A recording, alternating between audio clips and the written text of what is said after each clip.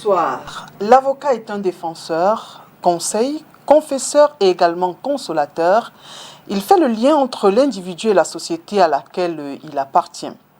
Sachant qu'il est au centre de la vie d'une société respectueuse des libertés publiques et des droits de l'homme, son absence pourrait entraîner le chaos. Seulement, cet aiguilleur de la société a mal à son honneur depuis quelques années.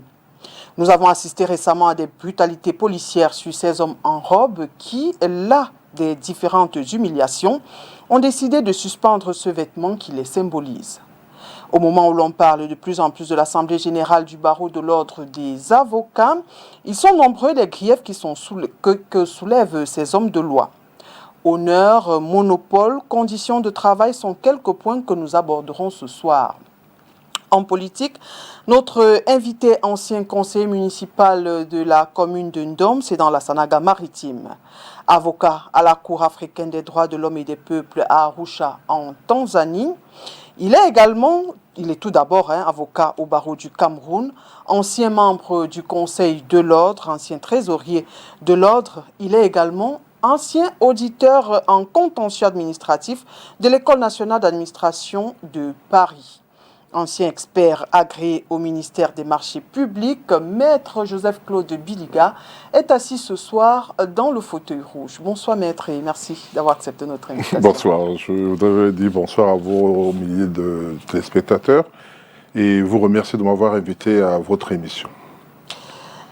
Alors, j'ai parlé tout à l'heure des brutalités policières, c'était en novembre 2010 au TPI de Douala-Bonanjo.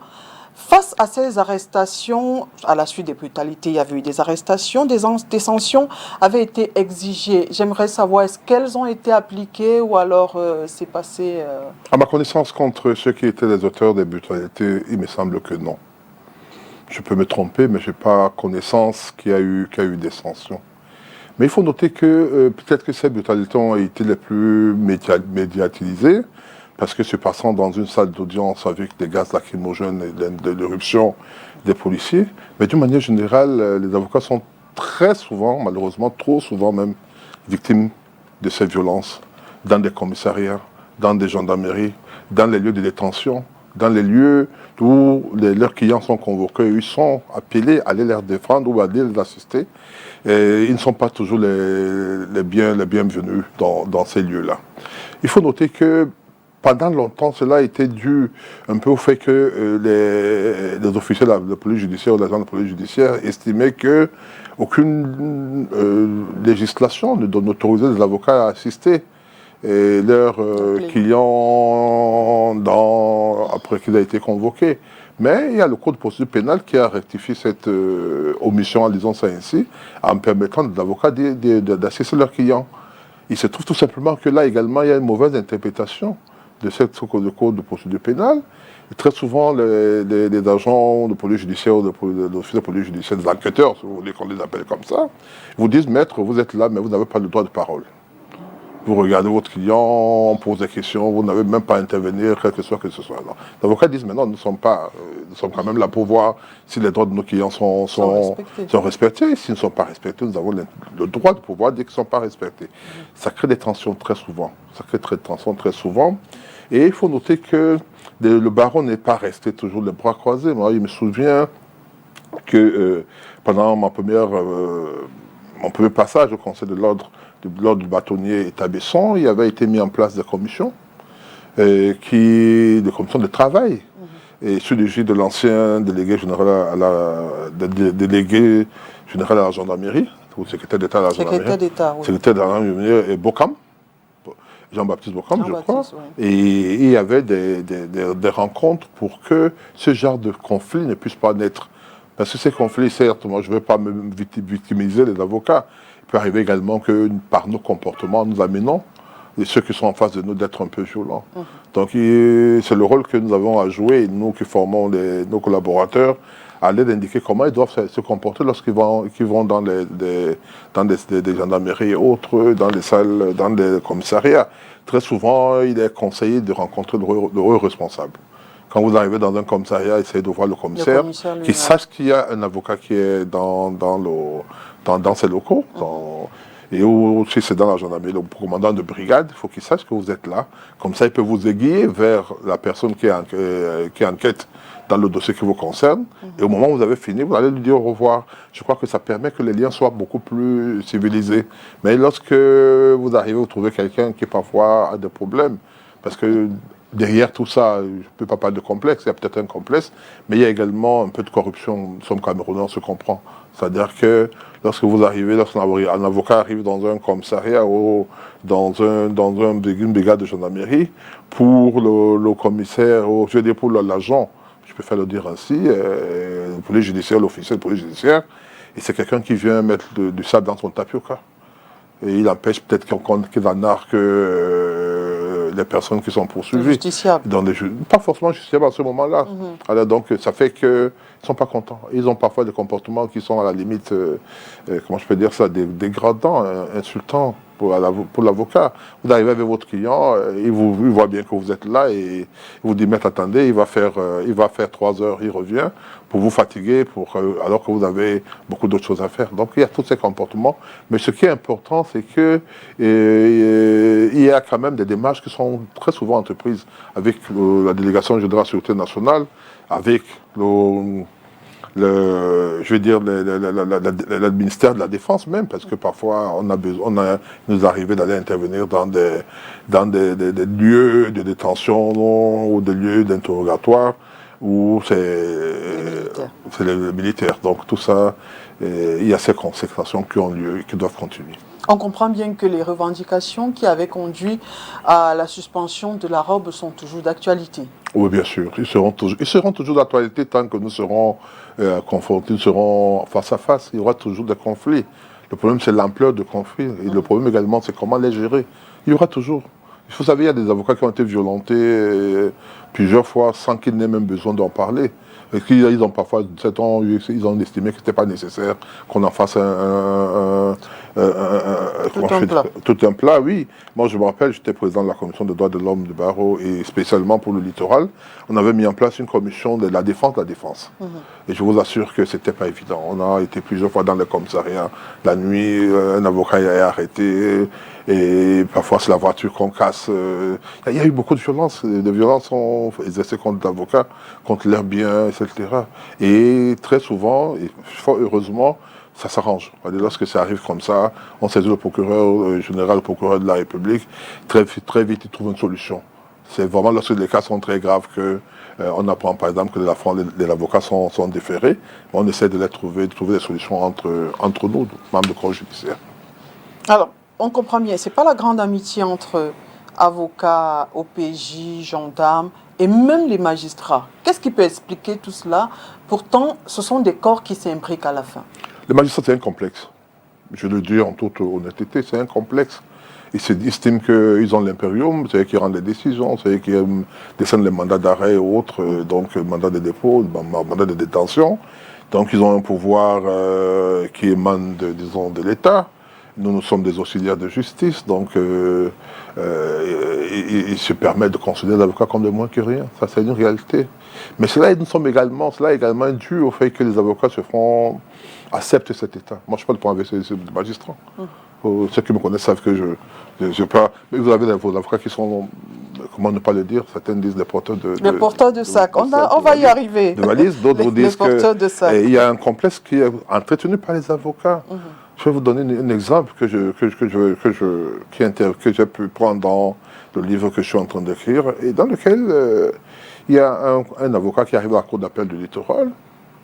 Un avocat, il veut assister aux obsèques d'un confrère pas loin de Douala, je crois vers Edea. Et il voit une voiture qui est pleine d'avocats, spontanément il entre. Mais par réflexe, il demande à voir où est-ce que les autres vont. Ils n'allaient pas à l'enterrement de l'avocat. Ils allaient aux obsèques d'un parent, d'un magistrat, qui était à quelques kilomètres de la maison, du lieu de obsèques de l'avocat. Donc en fait, les avocats refusent d'aller chez leurs confrères pour aller participer, assister un magistrat. Et ça, c'est fréquent, vous ne verrez jamais le magistrat faire ça. C'est un exemple que je donne, je pourrais citer des centaines d'exemples comme ça.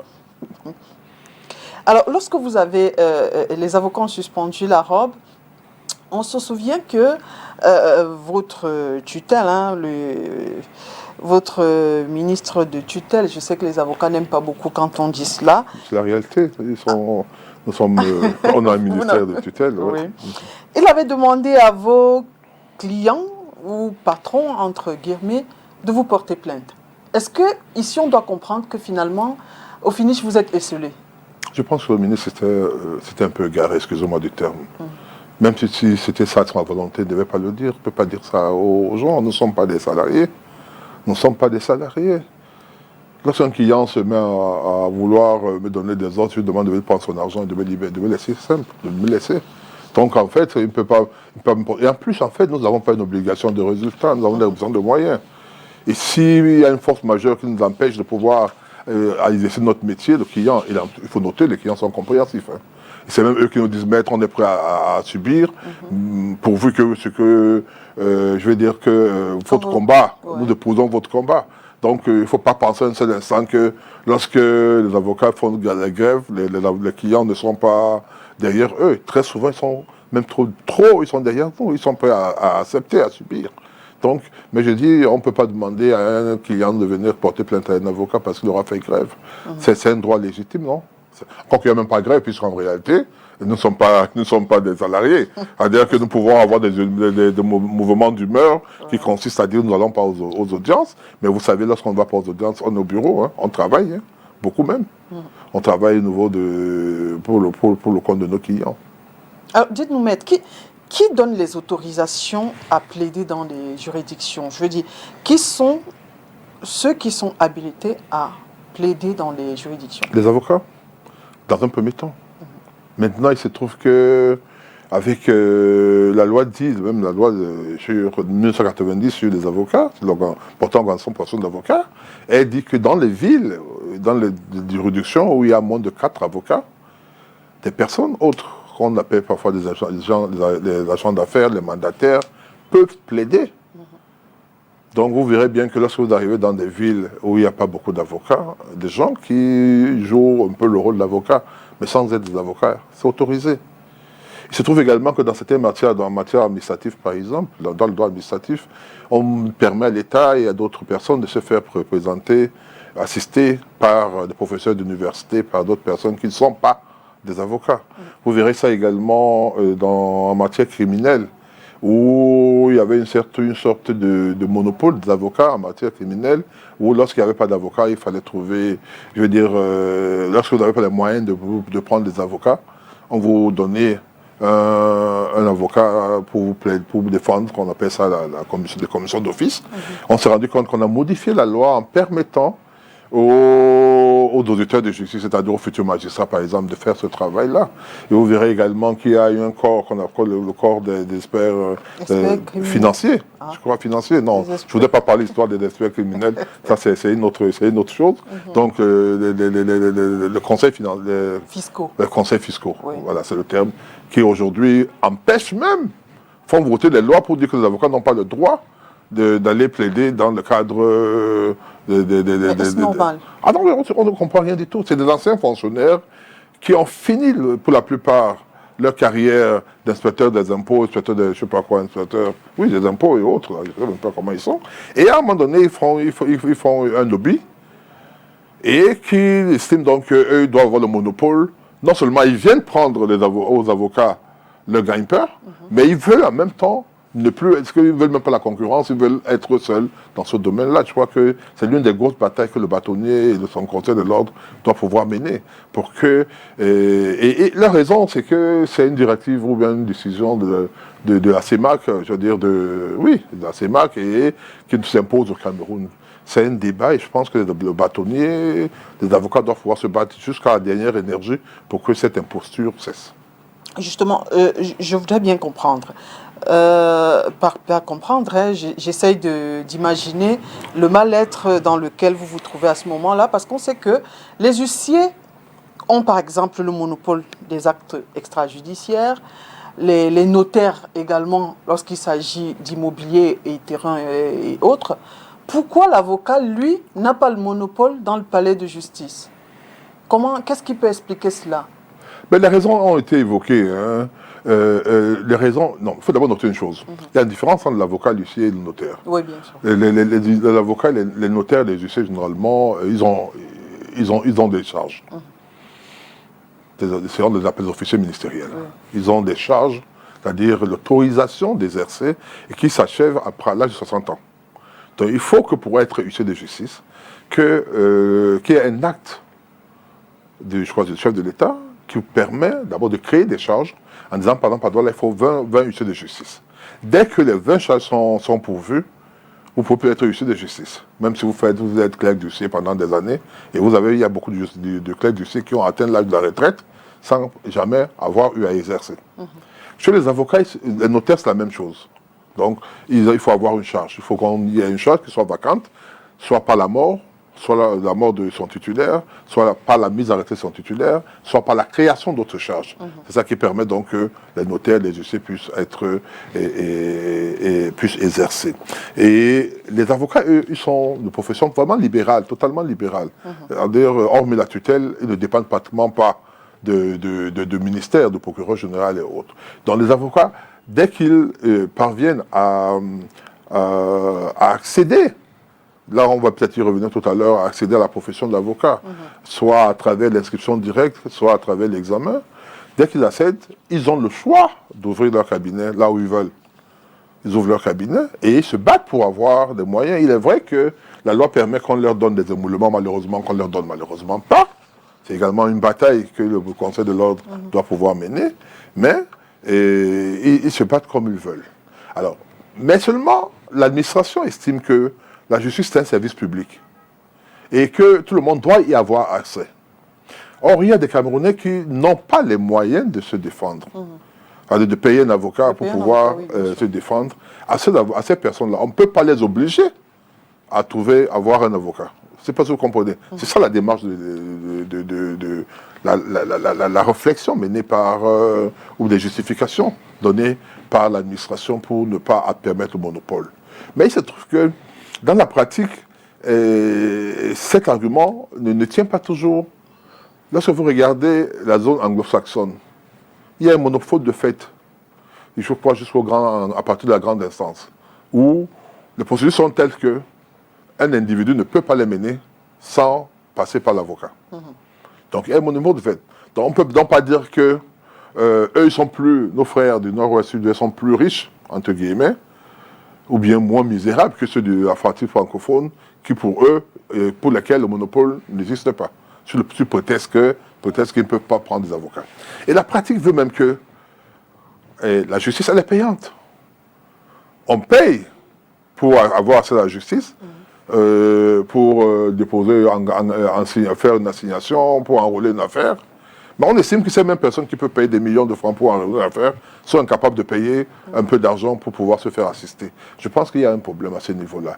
Et je dis également qu'il y a des batailles des corps. On a parlé des conseils fiscaux, on a parlé même des enseignants d'université qui viennent intervenir, etc. Il y a cette bataille, les gens se disent, c'est facile de plaider pour quelqu'un. C'est une profession qui donne beaucoup d'argent dans leur entendement. Et donc tout le monde se bouscule pour y aller et on ne veut pas protéger la profession. Or, on ne peut pas en même temps permettre qu'il y ait beaucoup d'avocats sans leur donner le moyen de vivre. C'est pas bien de voir les avocats monter sur les bensiquines. Moi, pendant longtemps, la première fois que j'ai vu des avocats derrière le bensiquine, j'ai sursauté. C'était un patement inimaginable. Même sans être riche, il y avait un minimum de choses qu'on pouvait faire. Minimum d'argent, on n'en a plus aujourd'hui, parce que la concurrence est totalement forte et elle est surtout déloyale. Elle est menée par les personnes que je vous ai dites, mais également dans les cours et tribunaux, par des magistrats, par les Vous discutez la place également avec les magistrats. Ah ouais, c'est eux qui décident nos places. Il se dit que des magistrats parfois soudoient vos clients en leur disant, bon, c'est moi qui rends la décision. C'est ce que je... Donc, c'est pas la peine de... Je ne sais pas si le dire, mais moi, les clients me l'ont dit. Les clients m'ont dit, maître, écoutez, quand vous allez arriver là, voilà comment on va rendre la décision. Je ne voudrais pas parler mal de la justice, mais c'est la réalité. C'est la réalité. Et tout à l'heure, vous disiez que je faisais partie de la commission, du comité de suivi et d'évaluation en charge du système judiciaire et de cadre juridique des affaires de la CONAC. C'était l'un des travaux que nous avions à faire. Comment faire pour éviter qu'il y ait un contact entre les justiciables et les magistrats. Comment faire pour que la corruption, à défaut d'être totalement éradiquée au niveau de la justice, qu'elle soit réduite à sa portion la plus incongrue? Au niveau des impôts, on a pratiquement presque réussi à travers la digitalisation, c'est-à-dire on va de moins en moins devant les individus, on paye l'argent à la banque, tout est fait d'une manière numérique, électronique. C'est pas toujours possible avec la justice. Vous avez besoin de rencontrer les Mais gens. comment est-ce que le magistrat fait pour être en contact avec votre client? Mais les bureaux sont ouverts. Soit que les clients eux-mêmes y vont, les clients... Vous savez, lorsqu'un client vient, bon, aujourd'hui j'ai ça de moins en moins, mais je me rappelle que lorsqu'un client arrivé dans mon bureau, même lorsque vous avez l'impression que vous avez le bon bout, maître, comment s'appelle le magistrat?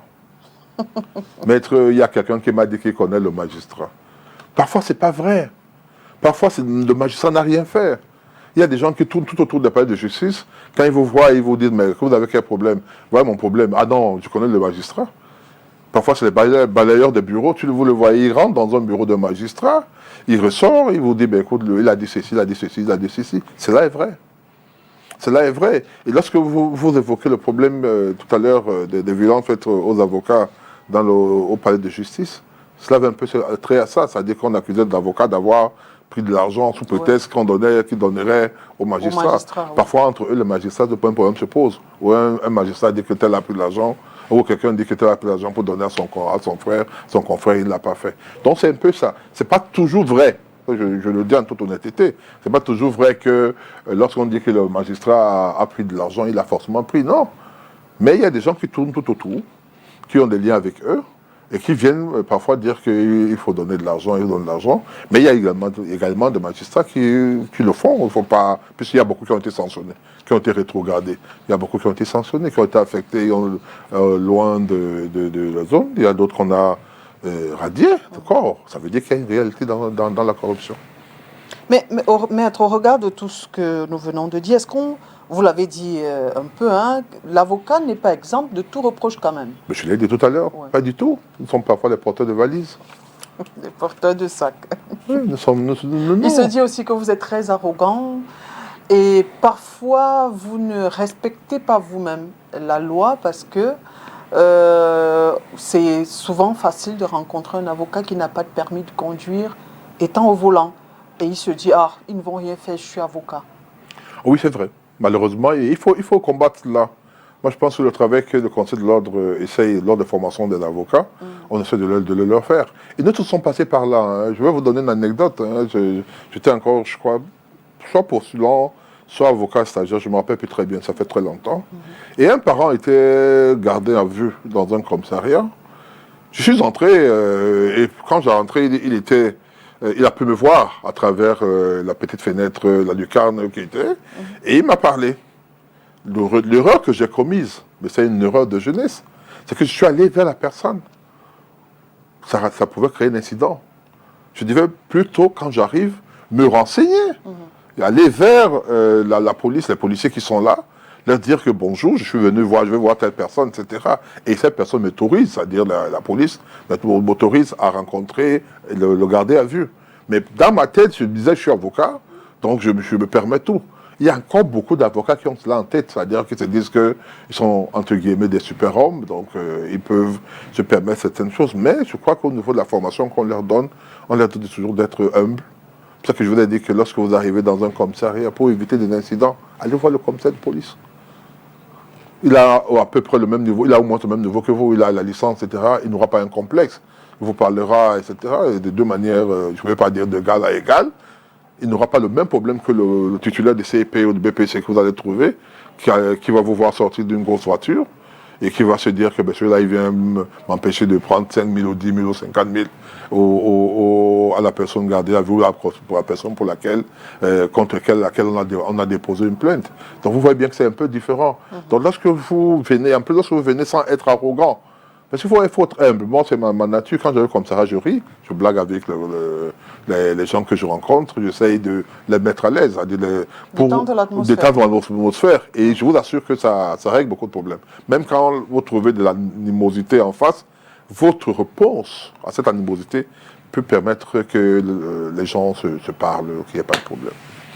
Ah, tout à l'heure, on a parlé des porteurs de sacs.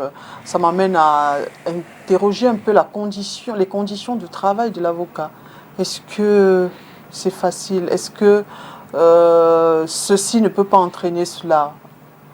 Peut-être enfreindre Tu la savais, vie. je racontais ça, je discutais d'un moment sur un plateau de avec les gens en disant, ils disaient, ben, ceux qui qui gagnent pas beaucoup sont obligés de frauder, sont obligés de faire d'essayer. Je leur ai dit, mais non, ceux qui gagnent les millions aussi fraudent. Le plus grand voleur, c'est pas le BAM, c'est la BAM, c'est la mauvaise joie, dire le vigile qui est devant votre maison. Le vigile, c'est que s'il est devant un bâtiment et qu'il peut avoir un parking où il peut faire garer, il peut aider quelqu'un à garer et qu'on lui donne 50 francs ou 100 francs ou 500 francs, il peut faire de quelqu'un en se disant je gagne 40 000 francs par mois. Mais si par chaque jour je rentre avec 1000 francs, ça me fait 70 000, c'est déjà bon. Lui va se contenter de ses 70 000. Mais cette personne qui gagne 2 millions, 3 millions et qui, pour qu'elle signe votre document qui est important pour vous, demande de l'argent pour faire baisser le bras, pour signer, cette personne-là n'est pas en manque. Donc, ce n'est pas forcément le fait qu'on soit pauvre qu'on est appelé à être voleur ou à être corrupteur ou corrompu. Non. Non, c'est une question d'éducation également. Il faut parfois savoir se contenter du peu qu'on a. Il y a des confrères, des jeunes confrères qui peut-être estiment qu'ils sont peut-être rentrés tard dans la profession avec les examens qu'on organise tous les 8 ans ou tous les 10 ans. Il y a certains qui laissent arriver, se disent, ben, je suis rentré à 50 ans, bientôt, il faut bien que je vive vite. Ils peuvent être tentés parce que la tentation, elle est grande. Elle est grande. Les gens vous proposent pas mal de choses. Je vous ai dit tout à l'heure que quand un client rentre, première chose, maître, est-ce que vous connaissez le magistrat qui connaît de l'affaire? Si vous êtes un avocat véreux, vous lui dites oui. Vous lui dites l'avocat, le magistrat a demandé 500 000. Il vous donne 500 000. Il va vous les donner, il ne vous donnera pas vos honoraires si vous demandez 200 000. La même personne à qui... C'est pour ça que je vous ai dit tout à l'heure que lorsqu'on dit qu'il n'y a pas de monopole, c'est un faux débat. Parce que la personne qui refuse de vous donner 200 000 comme honoraire, vous donnerez 500 000 quand le magistrat va faire une descente sur le terrain, en 24 heures. Il va vous donner ces 500 000 si le magistrat, si vous lui dites que le magistrat veut cet argent pour qu'il gagne le procès, il va vous les donner. Et donc certains avocats, même par simple, comment je vais dire ça, le terme m'échappe, c'est pas dire revanche. C'est-à-dire qu'ils se disent, ben attends, le gars ne paie pas mes honoraires, mais il est prêt à donner l'argent au magistrat. Ok, donc je me fais donc payer sur la tête du magistrat. S'il donne 500 000, et que si je veux, je donne même pas, je donne rien. Si je suis gentil. Si je suis gentil, je donne même 200 au magistrat. Si je ne suis pas gentil, je mets dans ma poche. Encore que tu vas aller voir le magistrat il va refuser. Il y a certains qui refusent. Ils sont nombreux et que je connais. Tu n'iras jamais lui donner de l'argent, il ne va pas accepter. Il y en a plein qui disent qu'eux, ils sont venus travailler. Ce n'est pas un sacerdoce en tant que tel. Ils ont un minimum pour vivre et pas venir à vivre. Ils n'ont pas besoin d'en avoir plus. Et il y a d'autres, dont personnes, comme je dis, même parmi dans notre corps, qui pensent qu'ils doivent avoir l'argent pour vivre. Et d'autres également, pour qui, même si vous le tuez, il n'ira jamais donner un argent à un magistrat. Donc je dis, dans tous les corps, il y a ce qu'on appelle les ripoux. On trouve toujours des gens comme les brebis galeuses. Les brebis galeuses. Voilà. J'aimerais aussi comprendre, hein, les avocats n'ont pas de couverture sociale, vous prenez pas de retraite, par exemple, il n'y a pas de prise en charge maternité. Comment est-ce que ça se passe? Finalement, est-ce que tout ceci n'est pas aussi un terreau fertile à cette corruption-là? Non, tu ne vois pas le lien avec la corruption, tu vois, aucun lien. Le problème, c'est que la couverture sociale, aujourd'hui, le problème ne devrait même plus se poser d'un parce qu'il y a des assurances. Et beaucoup d'avocats aujourd'hui, surtout les jeunes, les promotions des jeunes là, ont souscrit aux assurances. Au niveau du barreau, ça a été très difficile, c'est difficile au niveau général. Je me rappelle que pendant que j'étais au Conseil de l'ordre, on a fait un appel d'offres. Il y a une compagnie qui a gagné. Il fallait être question de demander aux avocats de faire rien que les dossiers. Ouais. C'est pas à Douala, à l'époque, je ne sais pas s'il y a eu 10 qui ont fait leur dossier. Je ne parle même pas de payer les primes. Parce que l'assurance, il faut payer les primes, il ne suffit pas de remplir. Et il y a une personne qui l'a fait. On a suggéré, par exemple, et là l'idée encore, parmi tous ceux qui sont des candidats au Conseil de l'ordre et au bâtonnat, ils vous disent, ben, il faut qu'on ait l'assurance maladie, etc., ou obsèques, il faut le mettre en place. Mais comment le faire? D'autres disent, oui, il faut mettre, il faut qu'on augmente les taux de cotisation, et qu'avec ça, on pourra prélever le montant nécessaire pour payer l'assurance. Mais ça également, déjà, les gens ne paient pas les cotisations. Comment vont-ils payer des assurances? Il y a donc ce problème. Aujourd'hui, je dis, il y a des jeunes, des associations de jeunes qui ont réussi à mettre en place des assurances, c'est-à-dire des polices d'assurance, des signés de la police d'assurance, et qui marchent depuis des années. Je crois il y a une là qui a 400 adhérents, et ça marche très bien, j'en sais quelque chose. Donc il y a ça.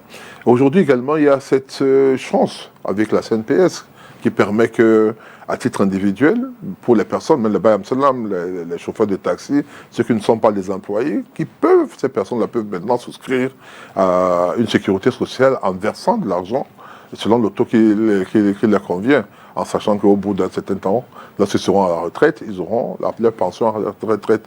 Donc ces possibilités sont ouvertes à tout le monde. C'est-à-dire que pour ceux qui veulent, il y a également beaucoup d'avocats qui ont pris des assurances au bénéfice de leur famille. C'est-à-dire s'ils meurent aujourd'hui, les familles, tout ça se fait. Je suis un peu dans le monde de l'assurance, vous le savez, donc je suis au courant de ce genre de choses. Mais peut-être que, tout à l'heure j'ai demandé qu'est-ce qui coince. Est-ce que c'est pas parce qu'on veut que ce soit fait par le barreau, je veux dire, que ce soit je vous ai dit, avec le barreau, on n'a même pas pu. Le barreau a essayé, personne, on ne peut pas. Ça ne peut être fait que dans un premier temps, à travers des petits regroupements, des promotions. C'est plus pratique, c'est plus gérable. Et le barreau a essayé. Le barreau est en train de faire, je crois qu'ils ont signé un contrat dernièrement avec une compagnie d'assurance.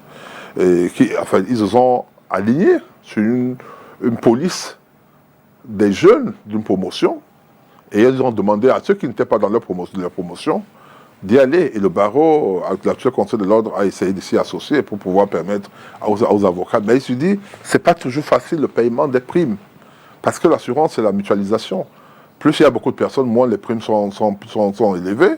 Parce que plus il y a personne, beaucoup d'argent qui la permet de payer pour ceux qui sont malades, en se disant que d'autres ne seront pas malades pendant cette période-là.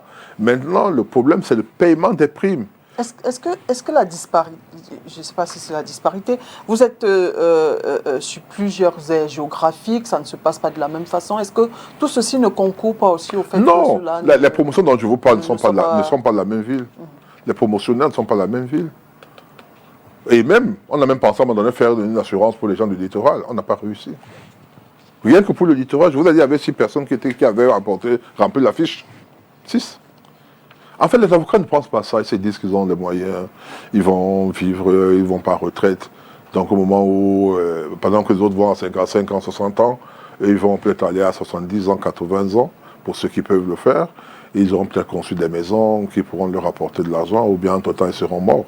Donc à la limite, c'est un peu ça. Mais je pense il y a une prise de conscience qui est réelle aujourd'hui. Il y a une prise de conscience qui fait que beaucoup de confrères commencent à s'y intéresser.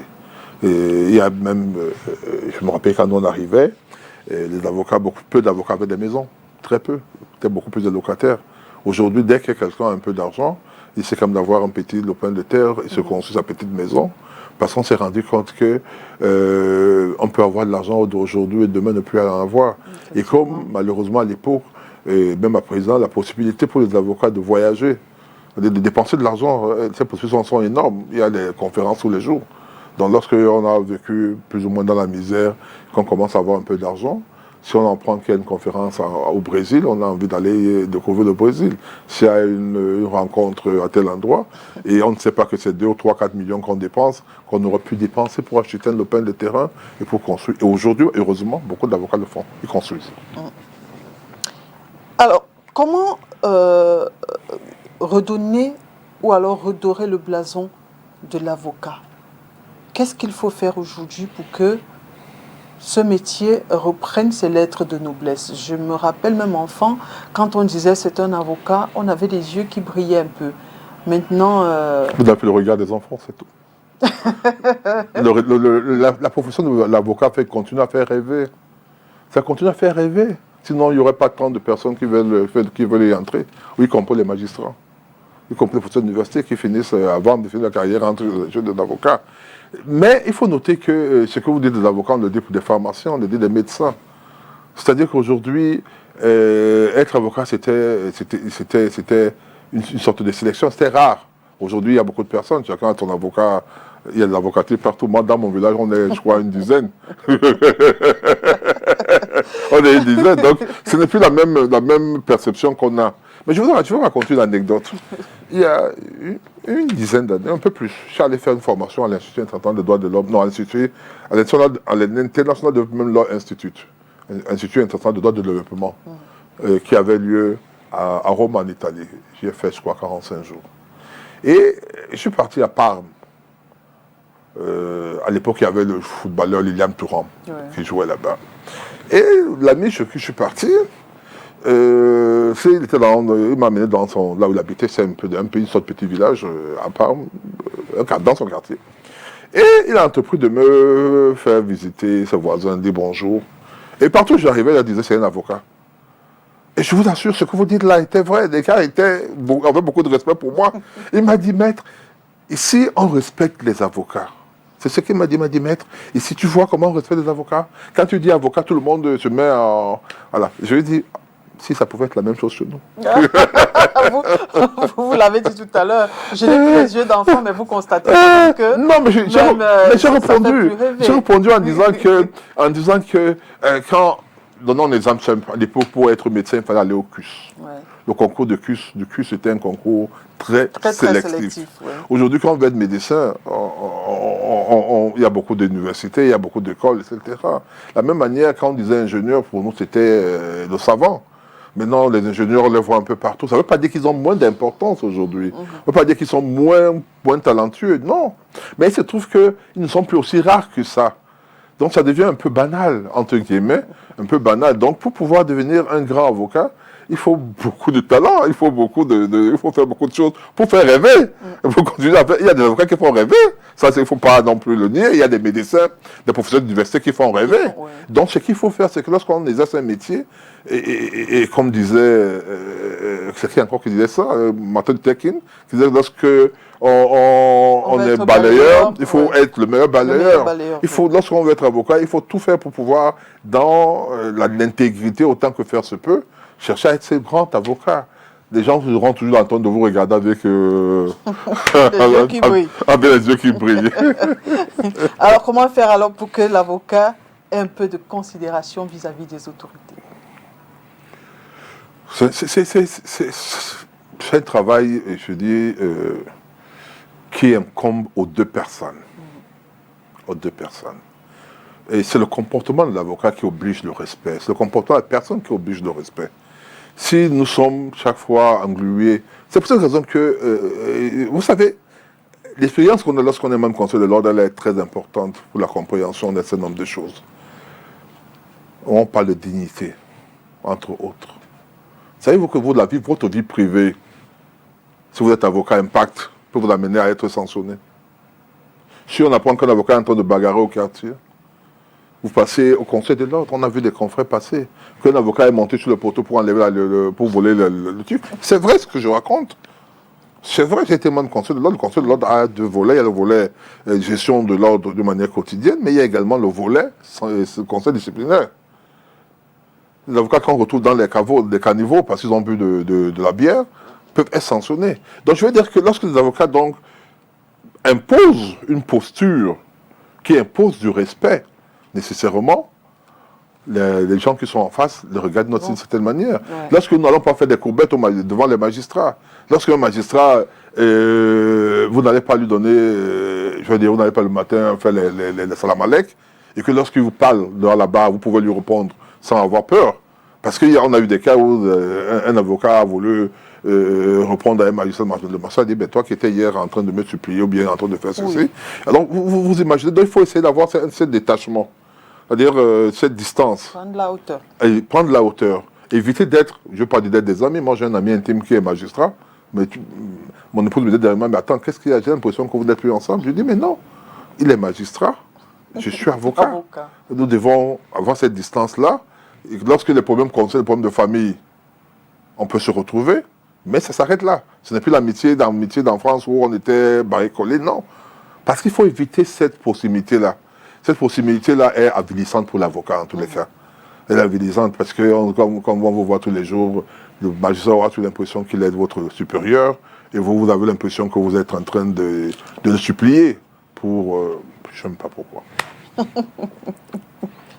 Alors, que pensez-vous de la loi qui organise la profession d'avocat? Est-ce que selon vous, elle n'est pas déjà un peu vétuste? Est-ce qu'il ne faut pas Elle est trop tout au vétuste. moins la toiletter? Elle est vétuste. Mais le problème, en fait, c'est que cette loi a été... Il y a eu des projets de loi. Moi, j'ai participé à l'élaboration d'un projet de loi. À l'époque, j'étais même conseiller de loi, ça fait quand même longtemps. Ça, c'était en 2008 ou 2009. Après, quand il y a eu un incident où on avait condamné un de nos confrères et nous avons fait la grève, et on a créé une commission qui avait pour but de voir les problèmes que se posaient sur des avocats.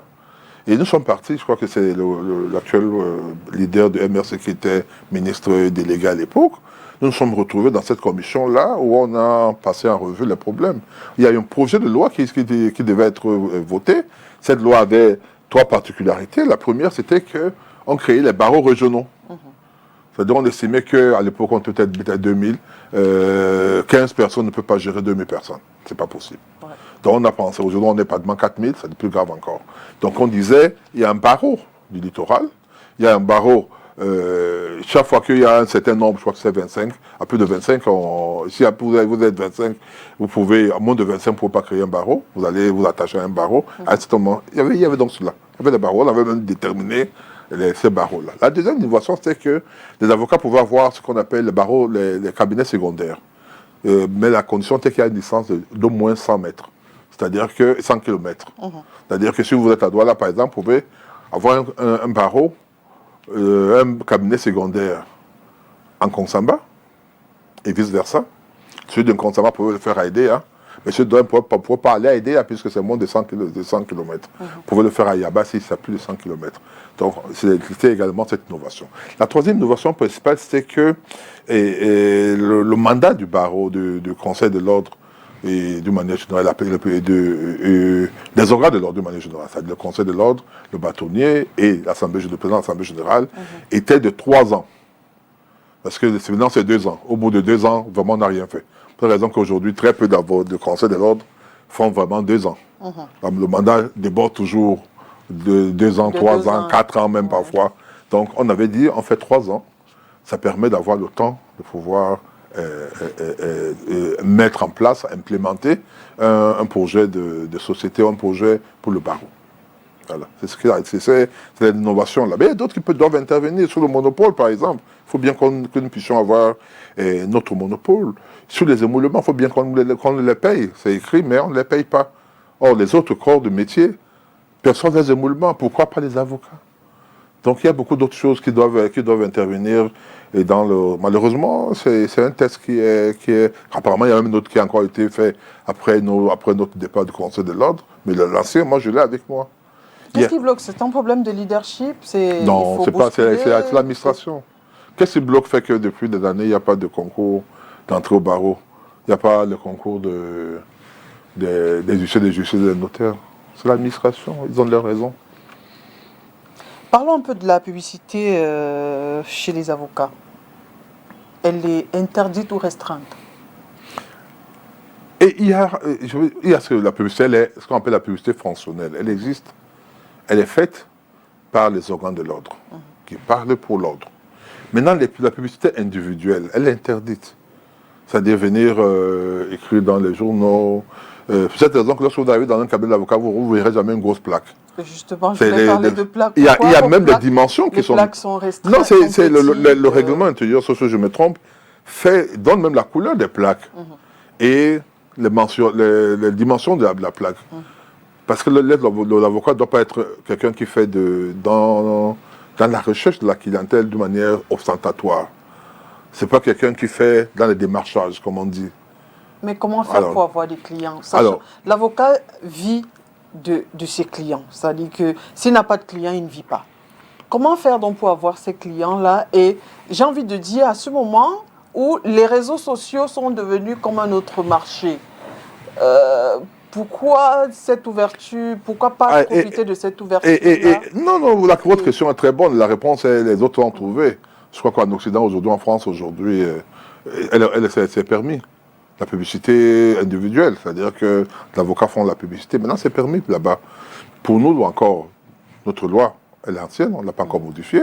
On l'interdit encore, mais rien n'empêche que demain, qu'on arrive à ce stade-là en se disant, mais pourquoi pas laisser quand même les avocats également faire leur publicité, etc. Mais l'idée, c'est en fait de ne pas banaliser la position d'avocat.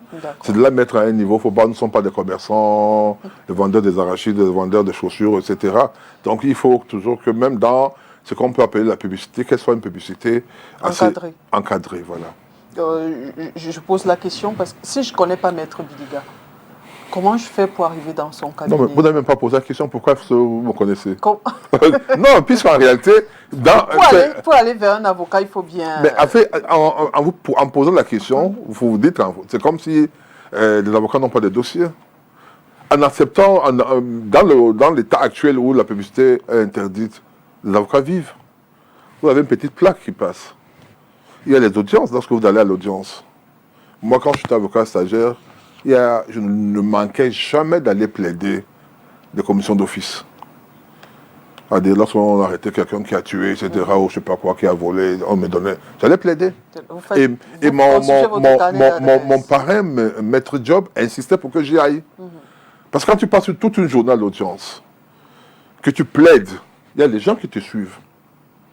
Très souvent, les gens venaient me voir, j'avais les cartes de visite. C'est-à-dire, tu donnes ta carte de visite, la personne vient. Les gens pour qui je plaidais gratuitement parce que c'était une commission d'office venaient par la suite me constituer. Au moment où je pars dans du cabinet, j'ai une clientèle. Et en plus, nous vivons dans des sociétés, dans des quartiers. Dans mon quartier, donc, tout le monde sait que je suis avocat. Peut-être moi, vous me dites, oui, je suis un homme public, mais il y a beaucoup d'autres, même des jeunes. Dans des familles, on sait qu'il y a des gens qui sont avocats. Et à partir de là, votre travail vous amène à être connu. Vous n'avez pas besoin de déposer des demandes de collaboration dans les sociétés. Les gens vous reconnaissent à travers votre travail. La réputation est là. Maintenant, je dis, avec les réseaux sociaux, la tendance est à cette publicité aujourd'hui qui est permise à l'étranger, dans certains pays européens. Mais pour nous, nos tests l'interdisent. Toujours au sujet des conditions de travail de l'avocat, comment se passe le séjour d'un avocat dans un palais de justice? Je veux dire entre deux audiences. Qu'est-ce que vous faites? Qu'est-ce qui se passe? Un avocat ne va pas au palais de justice seulement pour les audiences. Il va pour les diligences au niveau du greffe. Parce qu'il y a un travail qui est important. Lorsqu'il faut par exemple enrôler une affaire, vous devez aller prendre l'acte judiciaire de justice, aller payer les frais, etc. C'est le travail de l'avocat. Lorsqu'il faut aller lever les décisions, par exemple une course, une solitude, vous pouvez le faire. Vous pouvez envoyer vos collaborateurs, pour ceux qui ont des collaborateurs, mais vous-même pouvez y aller.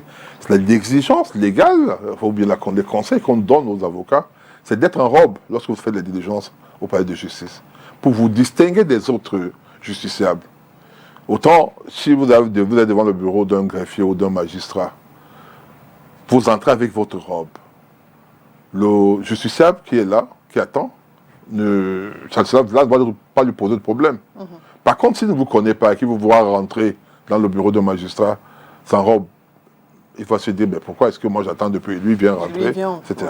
Donc c'est pour vous distinguer. Et en plus, lorsque vous rentrez dans le bureau d'un magistrat en robe, c'est pour lui dire, c'est pour créer cet écart.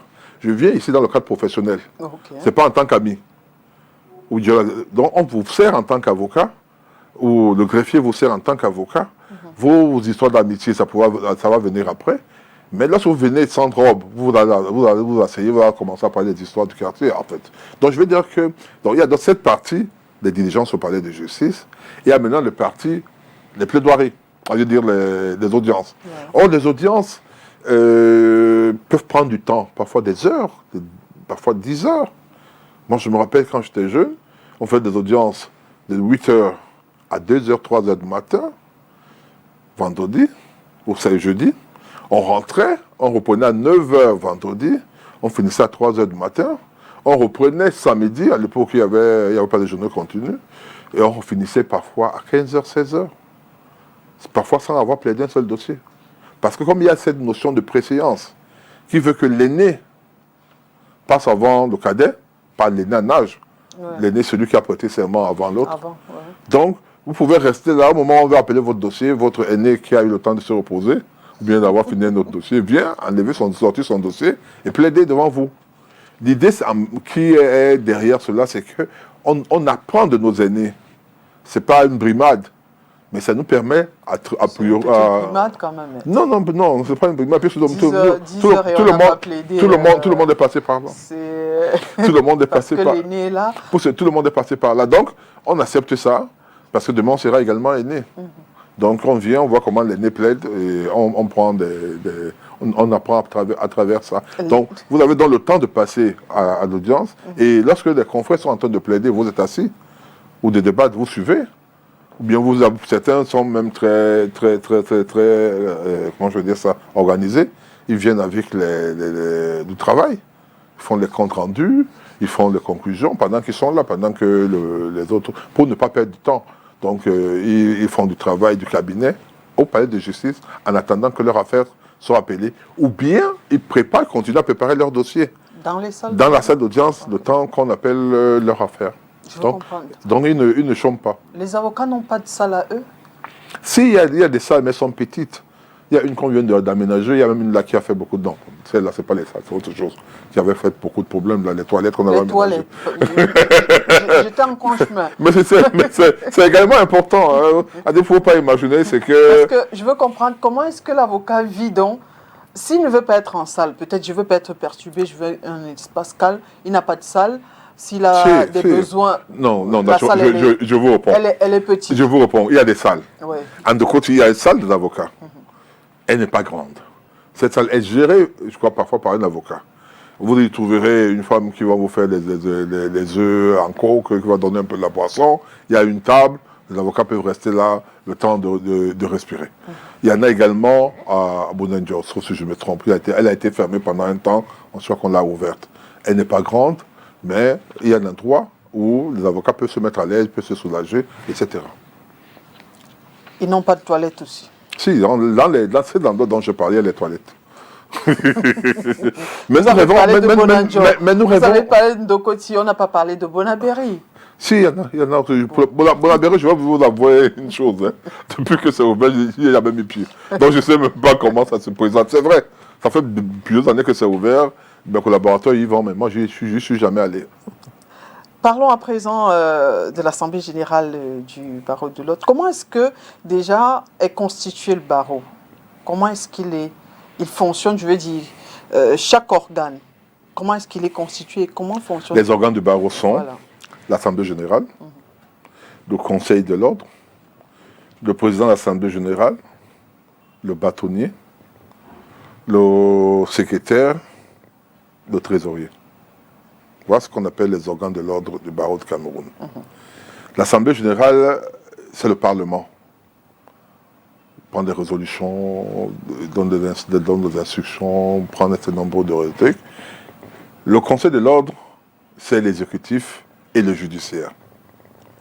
L'exécutif avec comme chef le bâtonnier, qui est en fait le patron de l'ordre. Ce n'est pas le président de l'Assemblée générale qui est le patron de l'ordre. D'accord. Le président de l'Assemblée générale, son travail effectif, c'est le président de l'Assemblée générale. Maintenant, il a un rôle un peu, je pourrais dire, un peu honorifique lorsque il faut, par exemple, lors de cérémonies, lorsqu'il faut aller, par exemple, présenter les vœux, ou bien lors des cérémonies de vœux, lors des réceptions. Mais le patron de l'ordre, c'est le bâtonnier. C'est le bâtonnier. Donc, c'est lui qui porte le bâton, c'est lui qui représente l'ordre dans toutes les trucs. Et dans la France, d'une manière générale, lorsque le Conseil de l'ordre travaille, on associe quand même, très souvent, lorsqu'il faut prendre des grandes décisions, on associe le président de l'Assemblée générale, le vice-président de l'Assemblée générale, qui participent aux réunions. Ils n'ont pas le droit de vote, hein, mais ils participent, ils donnent leurs idées, etc. Ça, on le fait très souvent. Mais c'est le bâtonnier qui commande. Le Conseil de l'ordre est constitué de 15 membres. Ces 15 membres, c'est ces 15 membres que sortira le bâtonnier qui sera élu. Avant, le bâtonnier était élu par les 15 membres. Aujourd'hui, ce n'est pas l'ensemble des avocats, mais parmi les 15 membres qui auront été élus déjà au Conseil de l'ordre. 15 membres pour 4000 avocats. C'est beaucoup. Vous voyez bien que ça pose problème. Ça pose problème parce que, je vous ai dit, le volet le plus difficile, c'est le côté disciplinaire.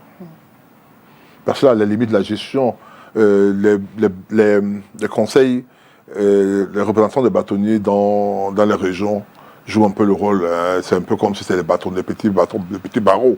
Mais ils n'ont pas le pouvoir judiciaire. Ils n'ont pas le pouvoir disciplinaire. On a essayé de voir dans certains bâtonniers, on a essayé d'innover en créant des sortes de cellules ou bien des comités de conciliation dans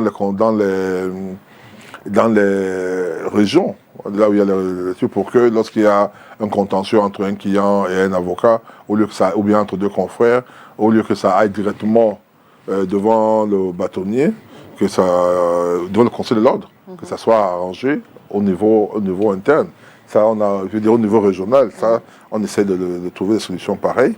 Mais à un moment donné, on arrivera à créer des barreaux secondaires, régionaux. Régionaux, d'accord. Avec un barreau national, avec un bâtonnier national. Alors le secrétaire, le trésorier, bon, c'est comme... Oui, la différence fondamentale, c'est qu'il y a ceux qui sont nommés, et qui sont élus et ceux qui sont nommés. D'accord. Les 15 membres du conseil de l'ordre sont nommés. Oui.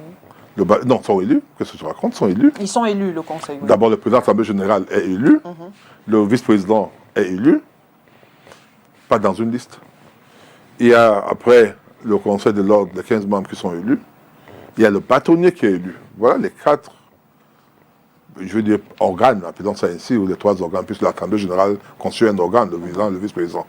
Maintenant, les autres membres, le trésorier et le secrétaire, sont nommés par le bâtonnier, qui nomme également les présidents des commissions, et qui constituent la commission. Voilà. Alors, comment se passe l'entrée au barreau? De 2 manières. La première manière, c'est le concours, non, l'examen. L'examen. L'examen, on appelle ça examen d'aptitude au stage d'avocat, qui doit être organisé chaque année, là pour la loi, je crois au mois de janvier, sauf si je ne me trompe pas la date exacte, mais chaque année, il doit être organisé, cet examen doit être organisé. Je tiens à vous indiquer que la dernière fois qu'il a été organisé, c'était en 2014. Ça fait 8 ans. Et déjà avant, c'est 8 ans avant. Donc depuis 16 ans, on l'a organisé 2 fois. Moi, j'étais en 2014 membre du jury, nous étions 5 membres du jury, 3 avocats et 2 professeurs d'université, pour faire rentrer ces enfants, ceux qui ont été admis à l'époque. Et après une formation de 2 ans, d'au moins 2 ans, ils doivent faire ce qu'on appelle le certificat d'aptitude à la profession d'avocat, le CAPA. Et s'ils parviennent à avoir le CAPA, ils prêtent le deuxième serment. Puis il y a un premier serment après l'examen d'aptitude au stage d'avocat. Et après une formation de 2 ans, d'au moins 2 ans, qui se fait au cabinet, mais qui se fait également au palais de justice, c'est-à-dire à travers le travail que l'avocat, le parrain donne à son filleul. Il y a donc un autre examen qu'on appelle le CAP, le CAPA. Et après le CAPA, si vous avez réussi, vous devenez avocat. Maintenant, la deuxième entrée, c'est elle qui pose problème aujourd'hui. Le deuxième mode d'accès à la profession d'avocat, c'est l'inscription directe. L'inscription directe. C'est-à-dire vous passez par un examen et ça concerne les magistrats qui n'auront pas été radiés de leur profession. Ça peut être des retraités, ça peut être ceux qui sont encore en fonction mais qui ont démissionné. C'est les professeurs d'université qui ont fait au moins 10 ans comme professeurs d'université, je crois, et maîtres de conférences. Mais c'est également les confrères des autres barreaux. Les Camerounais qui sont inscrits dans d'autres barreaux. Il peut également avoir des non-Camerounais qui sont inscrits dans le barreau, mais dans le cadre d'une réciprocité. Pour les Camerounais, on n'a pas besoin d'avoir une réciprocité, il faut être Camerounais. C'est pour la raison qu'on parle de ce qu'on appelle les law schools. Les law schools, c'est des centres de formation pour avocats, magistrats, notaires, issus de justice dans des pays anglo-saxons. Donc, je sors du Rwanda et j'étais avec le président, disons le recteur d'une law school de Yabissa, qui est situé à environ 100 km de Kigali. Et on nous expliquait comment ça se passe là-bas. Donc c'est une formation, elle est vraiment dure. Hein. Les gens sont formés. Et après, lorsqu'ils reviennent donc, ayant prêté serment comme avocat, parce qu'ils peuvent d'abord me servir comme avocat stagiaire, mais quand ils viennent comme avocat, ils entrent directement au barreau de Cameroun. Ils passent par le conseil de l'ordre juste pour qu'on s'assure que le dossier répond aux critères fixés par la loi, et on les inscrit directement. Ils viennent de la Sierra Leone, d'Abuja, du Nigeria, donc Abuja c'est le Nigeria. Oui. Ils viennent de Gambie, ils viennent surtout le Rwanda. Cette fois-ci, je crois qu'il y a eu une centaine qui ont eu leur examen. C'est pas un raccourci? Oui, puisque s'il faut attendre 8 ans pour pouvoir faire un examen, attendre qu'on ait un examen au Cameroun, c'est un raccourci. Et ce qui pose problème, c'est pas la formation, certaines disent formation dans certains endroits, dans certains law schools, mais ce qui pose problème, c'est que, il arrive très souvent, comme la dernière fois, que ceux qui ont échoué à l'examen d'accès au stage d'avocat et qui ont pu avoir les moyens de s'expatrier sont revenus avant ceux qui avaient réussi à l'examen, ont prêté serment, ont été intégrés. Donc, ont reprêté serment au barreau du Cameroun, ont été intégrés avant ceux qui, hier, avaient eu leur examen. Donc, comme je dis, je vous ai parlé de préséance, il devient donc préséant par rapport à ceux qui avaient réussi, avaient réussi à leur examen. Ça crée donc un certain nombre de complexes ou bien de frustrations. Ouais. Les gars disent, mais attends, si on composait, mais seulement il ne faut pas accuser ceux qui vont chercher leur vie. Chacun a le droit de pouvoir chercher son bonheur. C'est à l'État de s'assurer qu'il ne doit pas avoir ce genre de choses. Oui. Soit en créant le law school. Et là, il y a également, en 2013, si je me trompe, j'ai un projet de l'école de l'Institut d'études judiciaires qui devait être mis en place, qui ne t'aide pas exactement le law school dans ce sens que les magistrats n'y allaient pas, sauf si je me trompe. Les normes continuaient à exister, mais qui permettait que les avocats passent par là. Et chaque année, il y avait donc une cuvée d'avocats qui rentraient au barreau d'une manière, je pourrais dire, légale. L'avantage de cet institut, c'était que ça permettait de ne plus faire expatrier nos confrères qui vont sortir des sommes importantes. Les law schools coûtent cher. Donc si on crée une law school, même dans le modèle camerounais, qui ne soit pas forcément le modèle anglo-saxon, qui soit peut-être un modèle hybride, comme on sait faire nos choses de cette manière-là, et ça fait rentrer de l'argent. Ça évite que les gens sortent et ça évite de créer cette frustration entre ceux qui pensent qu'ils doivent tout faire pour devenir avocat, même s'il faut aller hors du Cameroun, et ceux qui estiment qu'ils n'ont pas les moyens, donc ils attendent le jour où on va organiser un examen pour pouvoir devenir avocat. Donc c'est un peu ces deux modes-là. Et j'ai parlé tout à l'heure des magistrats. Les avocats sont également fâchés du fait qu'on fasse rentrer les magistrats. Parce que c'est des gars qui ont fini leur carrière, pour beaucoup, qui ont leur, je ne sais pas quoi, comment vous appelez ça, leur pension, je crois, qui ont leur pension, mais qui viennent vous grappiller pour grappiller quelques clients encore. Et comment? La plupart d'entre eux écrivent avocat, ancien magistrat. Un peu pour dire aux clients, ben écoutez, c'est vous qui venez me voir hier, mais nous on a un plus d'être avocat, on a été magistrat. Sans oublier que leurs amis sont encore en service. Pour ça, je ne dis pas.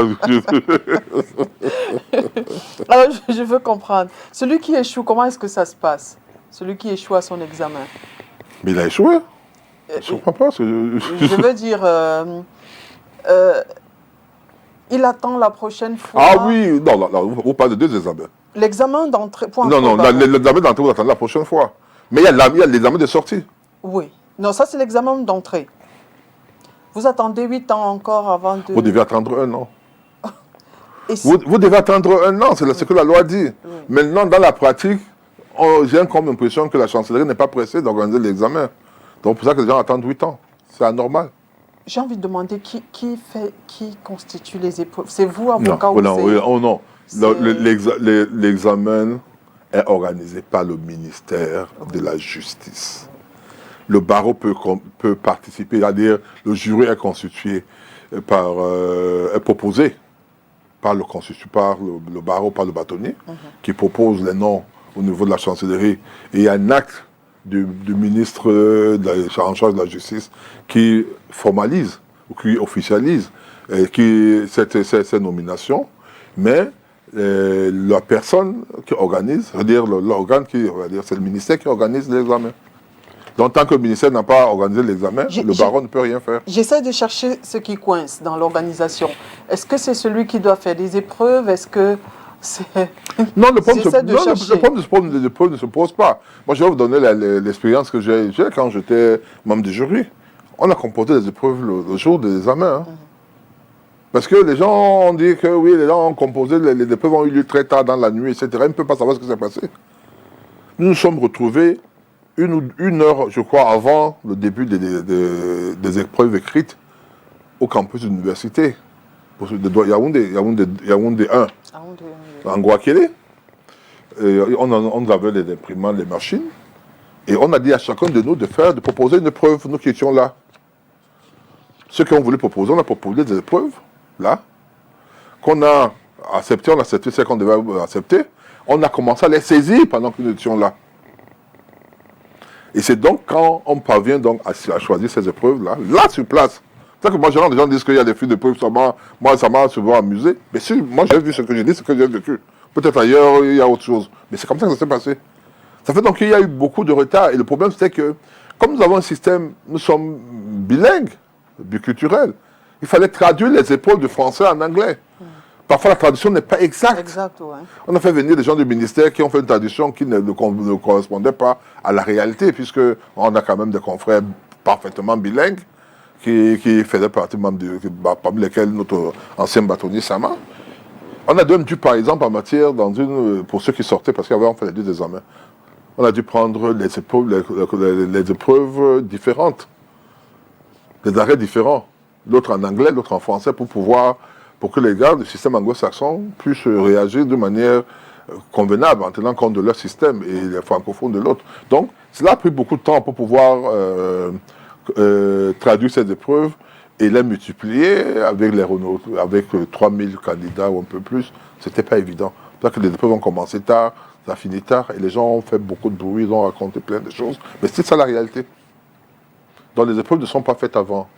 Je ne sais pas si d'autres l'ont fait avant, mais moi, c'est ce que j'ai vu. Là où j'ai participé, on a fait ça ce jour-là. Alors, est-ce que le barreau est, selon vous, uni aujourd'hui?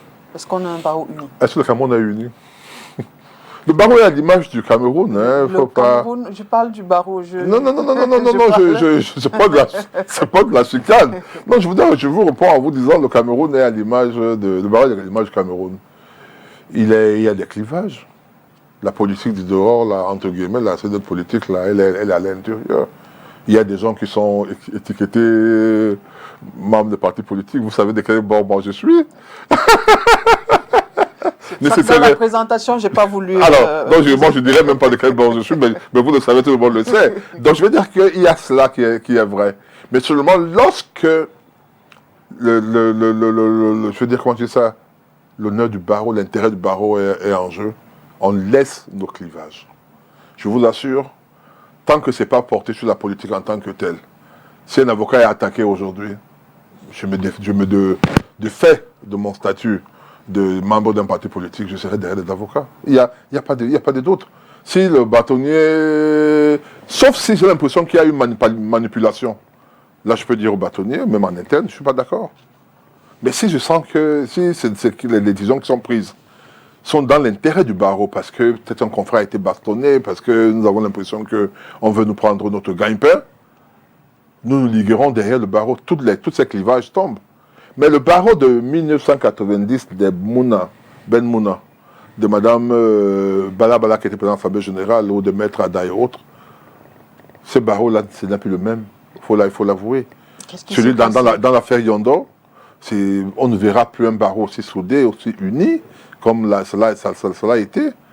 D'ailleurs, nous ne sommes pas très nombreux.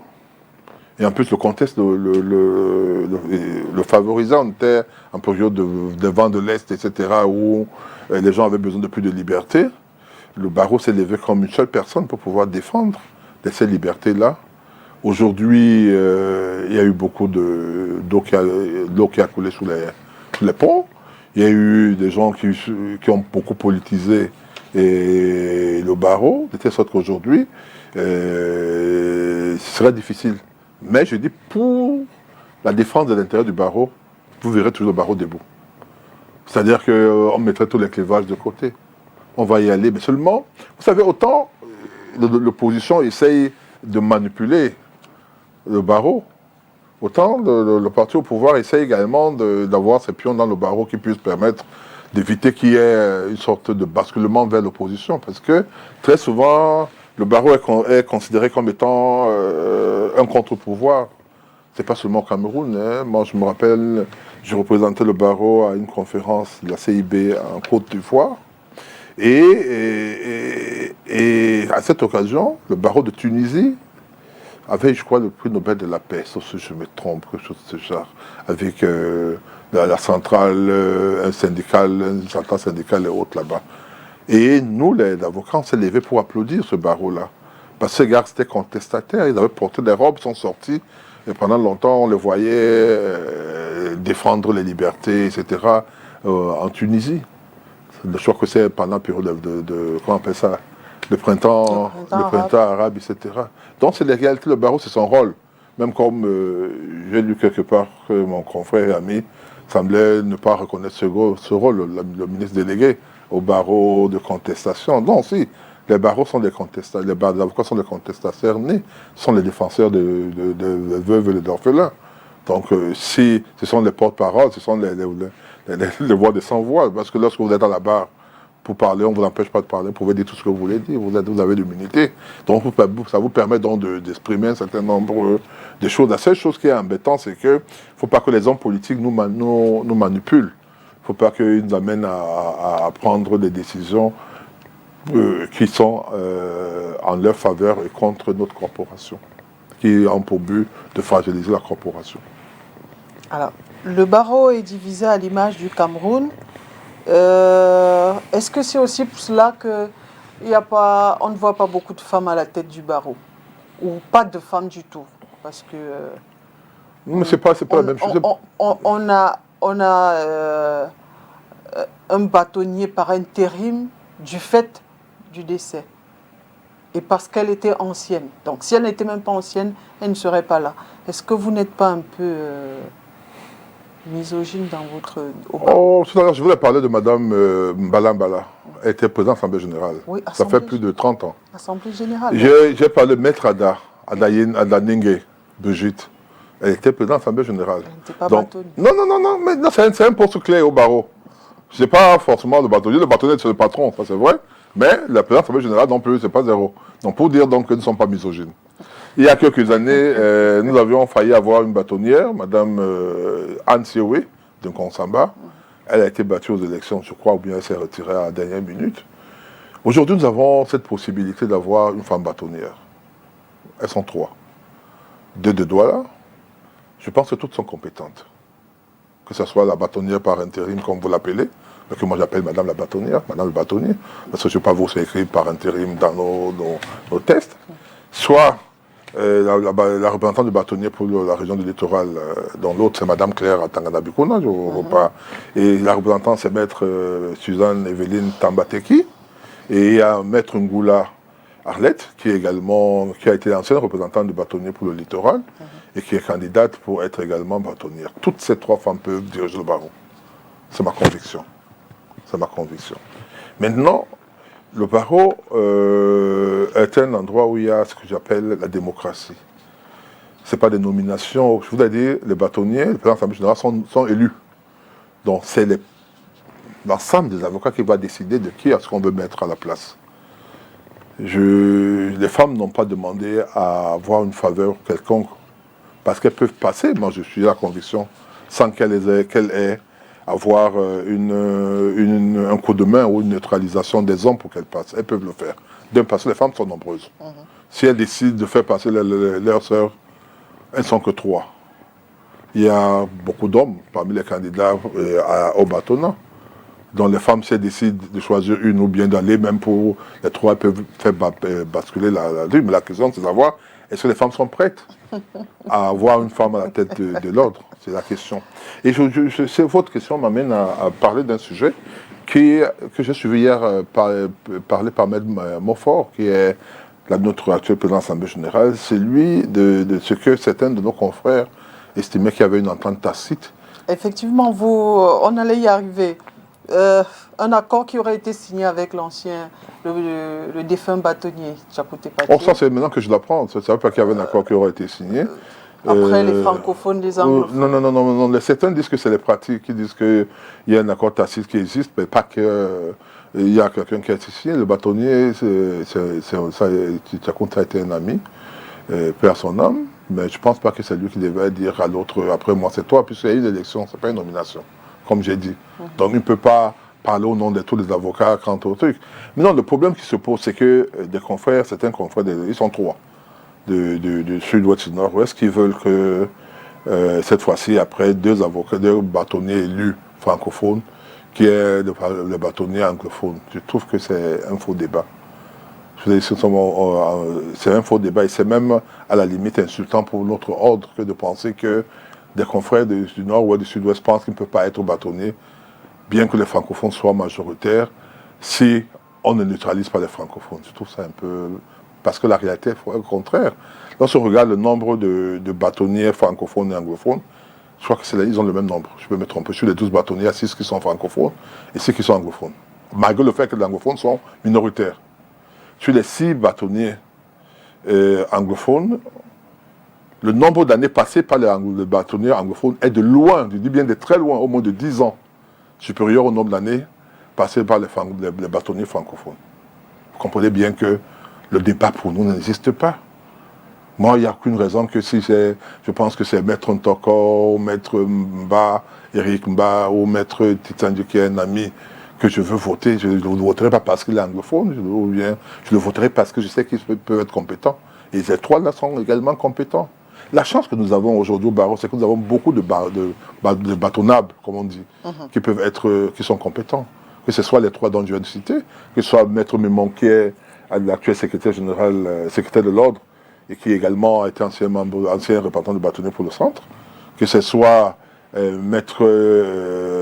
il y a un autre, là, un de mes confrères, Maître Bakoua, qui a des problèmes aujourd'hui parce qu'on a rejeté sa candidature, mais qui a saisi les juridictions, et nous espérons qu'on pourra le permettre de compétir, parce que moi j'estime qu'il faut que tous compétissent. Chacun a quelque chose à apporter, même si tous ne deviennent pas bâtonniers. Si toutes ces personnes se retrouvent au Conseil de l'ordre, on aura un Conseil de l'ordre solide et qui va nous faire avancer.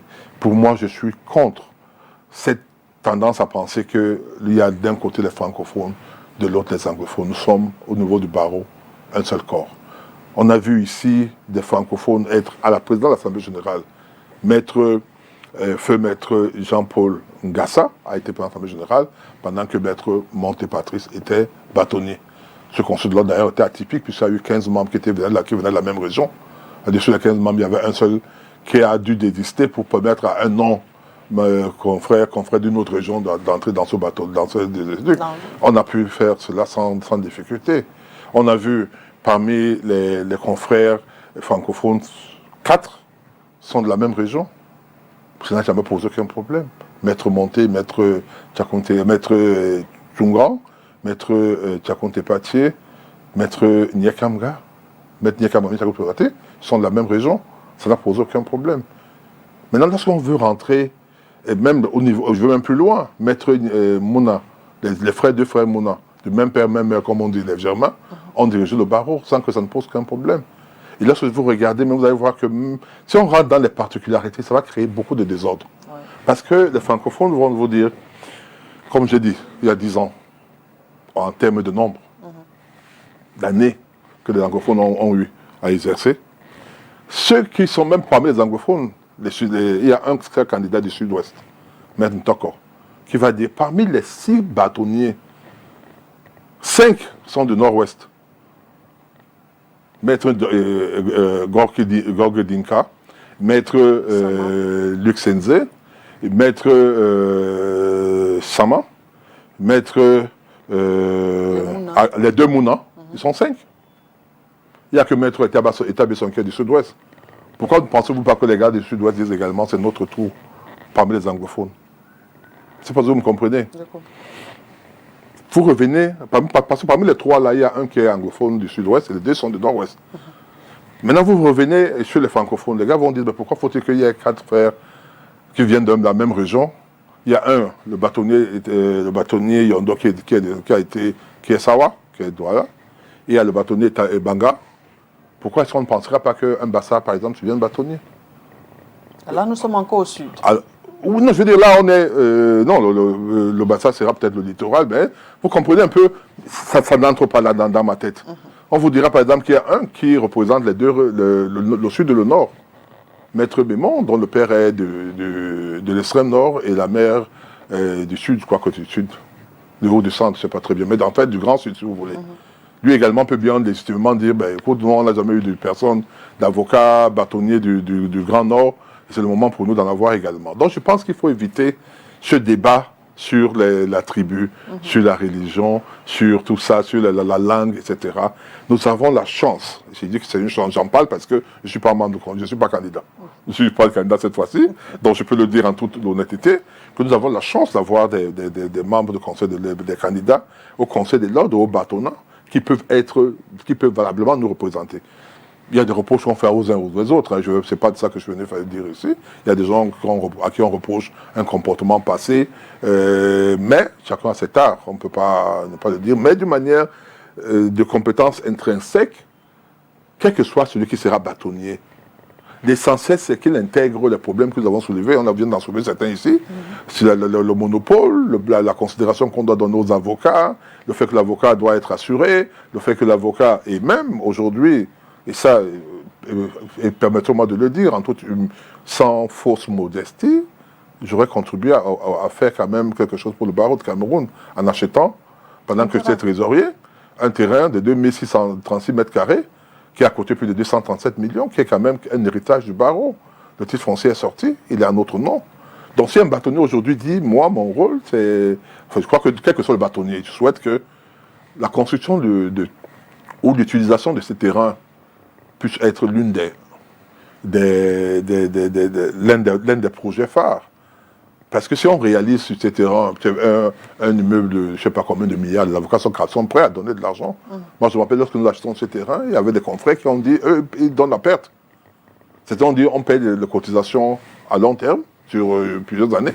D'autres ont dit, non, nous, on peut donner 2 millions, 3 millions, pourvu qu'on puisse investir sur ces terrains, qu'on construise un hôtel des avocats, où il y aura non seulement des bureaux qui seront en location, mais également un hôtel où l'avocat arrive à Yaoundé, et en plus des salles où il y a notre siège, et des salles où on peut faire des réunions, même si ce n'est pas de 4000 personnes, mais où on peut quand même faire des réunions, et on peut les mettre en location. Ça va rapporter de l'argent à l'ordre, parce que les gens ne payent pas de cotisations. Moi, je suis conseiller, j'ai été trésorier de l'ordre. Les gens ont beaucoup parlé, ils ont dit ce qu'ils ont eu à dire, mais les gens ne payent pas les cotisations. Mais malgré ça, on a pu quand même, avec des cotisations, rien qu'avec des cotisations, sans qu'il y ait eu une seule subvention, même pas 1 franc de subvention, on a pu acheter un terrain en 30 mois de 2 millions, à plus de pratiquement 250 millions, puisqu'il y avait les autres frais, etc.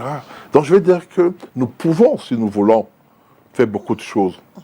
Et ce que j'attends de ces candidats, ce que nous attendons de nos candidats, que ce soit de l'Assemblée générale, le président de l'Assemblée générale ou le vice-président, que ce soit le bâtonnier ou le membre du Conseil de l'ordre, c'est qu'ils nous disent que nous allons nous battre pour vous, indépendamment de nos origines tribales, de nos origines linguistiques, parce que tous, je dis, peuvent être compétents.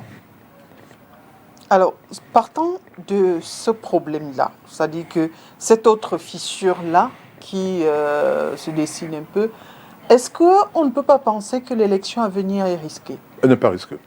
Ça va se fermer.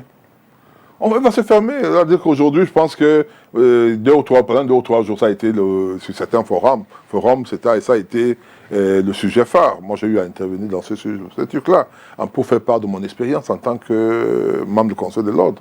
Pour me faire passer, les autres disaient, oui, tel, c'est de disser au profit de l'autre. J'ai leur dit non. Lorsque Maître Etabesson devient bâtonnier de l'ordre, le président de l'Assemblée générale, c'est un francophone. C'est Maître Mili.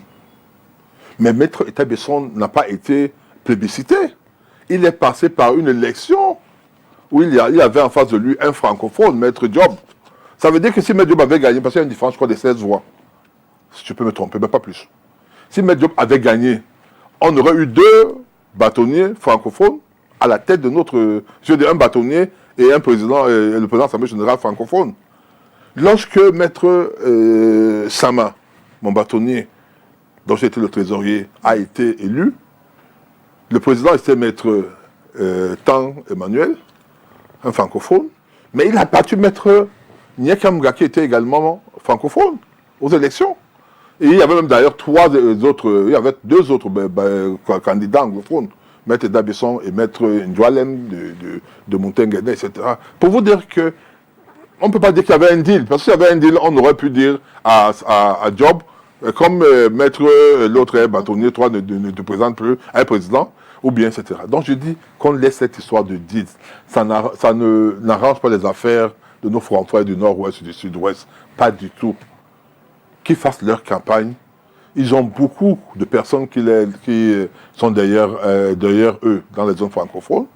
Nous, on n'a jamais tenu compte de l'appartenance tribale ou linguistique pour voter nos mandataires. S'ils sont les meilleurs, ils seront les meilleurs. S'ils seront les meilleurs. Moi, je pense que vous êtes une femme. Je sais que vous rêvez de voir une femme bâtonnière. Moi, ça ne me ferait pas du mal non plus, moi.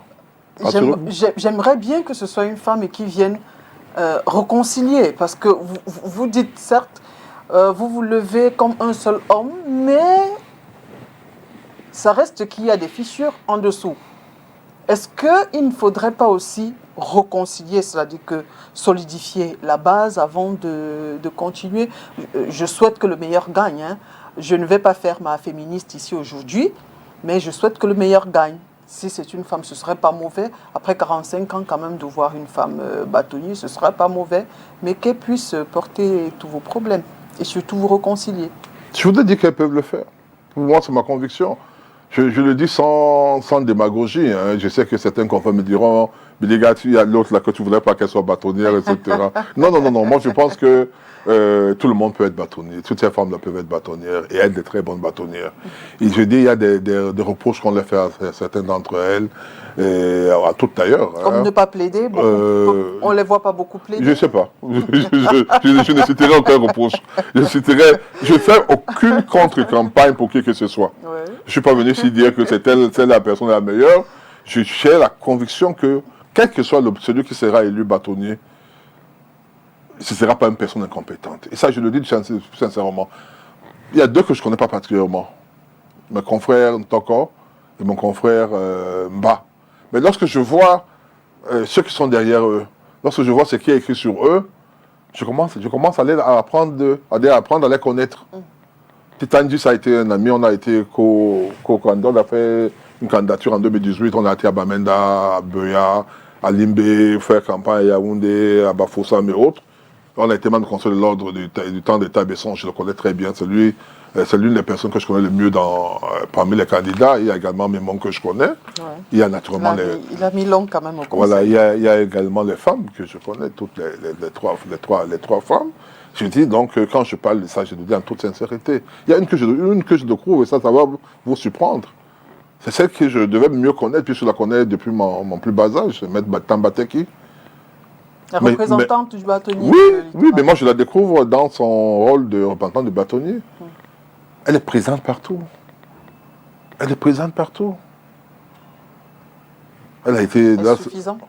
Non, oui, c'est important. L'avocat aime la proximité. Lorsqu'il y a un deuil, elle est là, quel que soit l'endroit, vous la voyez, etc. Moi, je l'admire. Je lui ai dit, mais comment tu parviens à faire ça? Ça a un coût, puisqu'elle sort de sa poche. Vous verrez Arlette, Maître Ngola, qui vous dit, mais écoute-moi, elle a l'entre-gens. C'est aussi important pour d'autres barreaux. Elle dit, moi, je vais vous donner un terrain, je vais construire dès le mois de janvier 2023.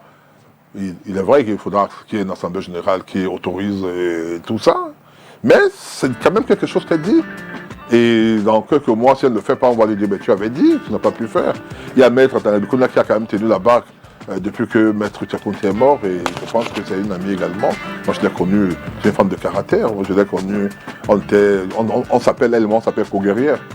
Koguerrier, parce que lorsqu'il y avait le conflit entre Maître Etabesson et Maître Mili, elle et moi, nous étions derrière Etabesson, malgré le fait que Etabesson était un francophone, un anglophone, et Maître Mili un francophone. Pour vous dire donc que pour nous, le conflit anglophone-francophone, c'était un faux conflit au barreau du Cameroun.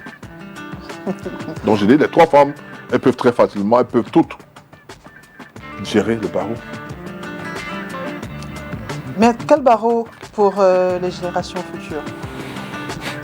Pour embrayer dans votre sens, hein, pour vous faire plaisir, un barreau réconcilié. Vous ne me faites pas plaisir, je ne suis pas avocate. Non, il est clair j'ai il y a des tendances au barreau. J'ai l'impression que vous souhaiteriez, que vous voulez que notre barreau soit un barreau fort. C'est mon souhait également. J'ai plus de 30 ans de barreau, donc je commence à être de has-been. Je suis un senior, comme ils appellent. Donc je ne voudrais pas que ce barreau qui m'a tout donné tombe en lambeaux.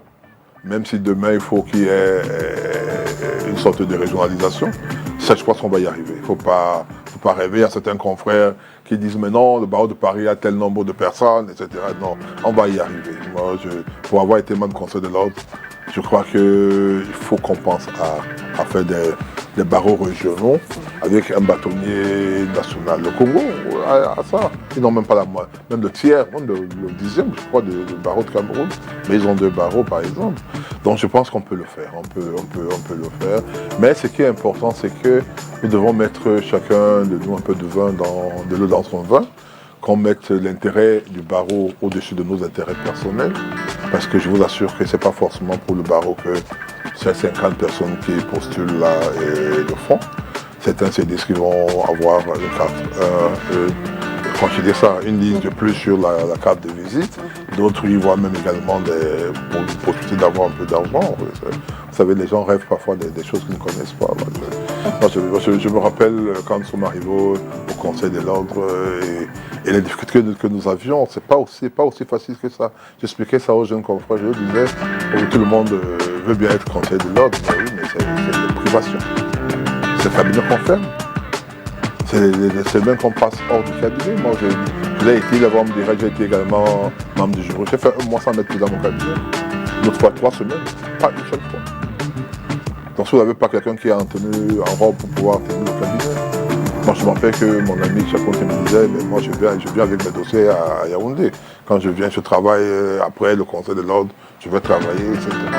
Donc, et en plus, vous êtes constamment sur les routes.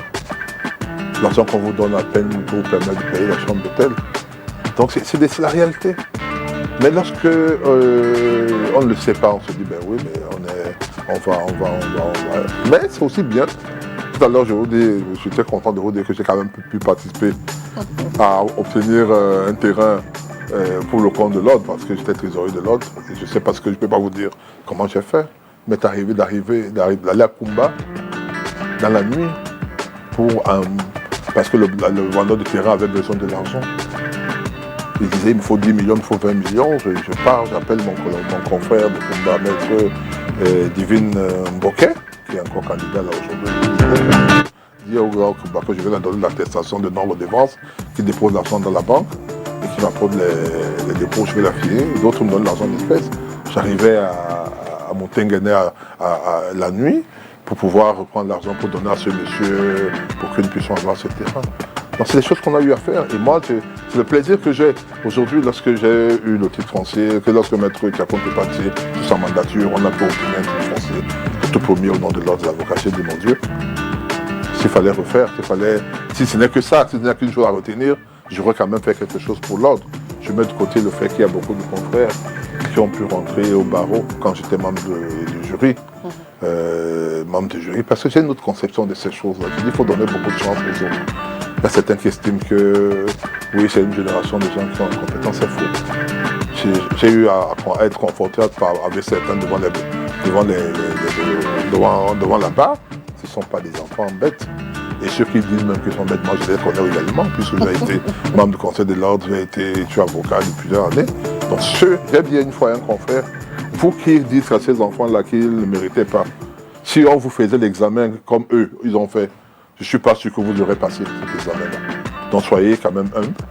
Quand vous dites que vous avez de la chance d'être passé au moment où il n'y avait peut-être pas de concours et autres, et ils ont peut-être la malchance d'arriver au moment où il y a une sélection, mais ne les prenez pas de haut.